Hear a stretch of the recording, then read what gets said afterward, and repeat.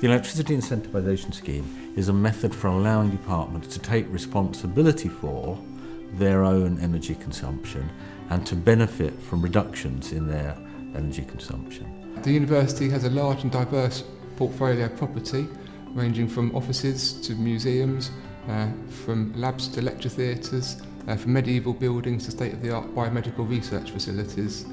It has about 150 departments spread across over 300 buildings, all occupying more than 500,000 square metres of floor space, and altogether the university spends over £15 million every year on energy.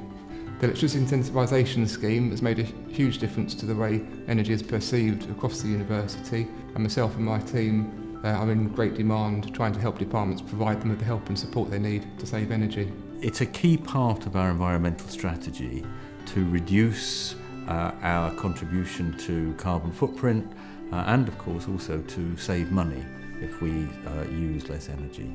We have a commitment, as do all universities, to reduction in our carbon footprint of 34% by 2020, which is quite a challenging target.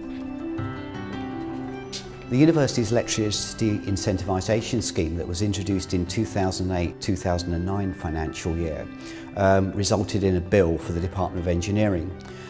This prompted work across the department to actually rectify the situation and create some savings, given that there was an opportunity that was being introduced by the university. When the scheme was introduced, the Department of Engineering was using 340 megawatt hours per month in 2 of its principal buildings. It's currently using around 235 megawatt hours per month, so there's been significant reductions. A scheme was developed in association with the university's estate management to improve the cooling in the computer rooms. The feasibility study led us towards the introduction of evaporative cooling. And since the introduction of that, we're well on target now to achieving a 5-year payback. We've got carbon savings amounting to about 860 tonnes during that period, and in terms of cash savings we're achieving £75,000 a year resulting from just the cooling upgrades. Well, there were some sceptical departments who were worried that this would inhibit their ability to do their research, but I think those worries have all been dispersed now, and everybody understands the benefit. We were using about 5.5 million kilowatt hours per year. By 2011 we dropped this down to around about 4.7 million kilowatts, a saving of 1 million kilowatts. But to go with that, the department is very active, and it has increased its activity by more than 25%. And this shows that whilst you can reduce your electricity, it doesn't mean that you reduce your research activity. Some of it is just being the key person and being able to see what's going on around the building and understand what's going on. I can see the room booking system, so I know, see the calendar's clear until 16th of January. So there's no point in me putting heating into the system until 16th of January, but it's just being able to see that information, understand what's going on, and then make the changes accordingly. So we're in the Intel lab of the William Gates building, and as you can see, a sizable room. In fact, it's the biggest room in the house.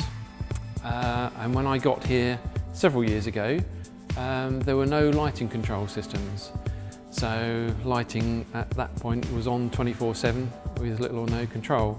So we fitted a programmable lighting system, and this is a microwave system, so it can pick up movement, and it will turn on the lighting systems when they're needed. And so it will wait till the light levels drop to a certain stage, figure out whether there's anyone in the room, and then either leave the lights off or turn them back on.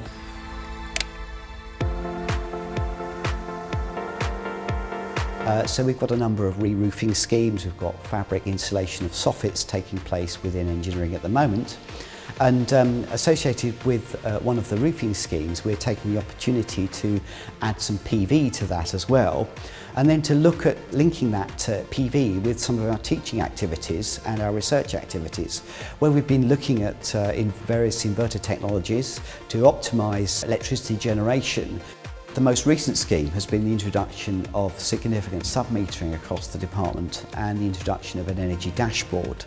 Obviously this is providing us with our real-time electricity usage in the department, and we're sharing that information with all of our students and our researchers so that they can also take ownership of our energy consumption across the department. We had meters put on the distribution boards that did the small power for each of the labs, so that we were then able to devise, if you like, a league table, so that we could have competition amongst the labs and to see who could find ways to reduce their electricity bill. We decided it was a really good idea to galvanise the competitive spirit of the scientists, and they really are very competitive. So having a competition with a reasonable prize, we gave a £1,000 prize for the lab that reduced its energy the most, really got them going. We really want energy savings to be embedded in the culture. So we're urging the labs to talk about energy at their lab meetings, we talk about it in induction, just to keep the momentum going so that these good practices continue as people move on.